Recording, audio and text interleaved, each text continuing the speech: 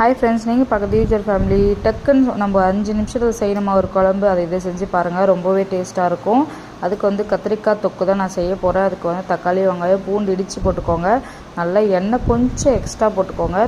கத்திரிக்காய் வந்து ஃப்ரெஷ்ஷாக இருந்துச்சுன்னா இதை போட்டுட்டு நல்லா மிக்ஸ் பண்ணி ஒரு 10 நிமிஷம் எண்ணெயிலே வதக்க விடுங்க.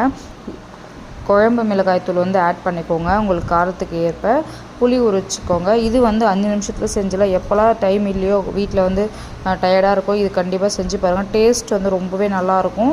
டக்குன்னு செஞ்சிடலாம். ஒரு 5 நிமிஷம் கூட தேவையில்லை. தக்காளி, வெங்காயம், கத்திரிக்காய் எல்லாமே கட் பண்ணிட்டாவே எல்லா வேலை முடிஞ்சிச்சு.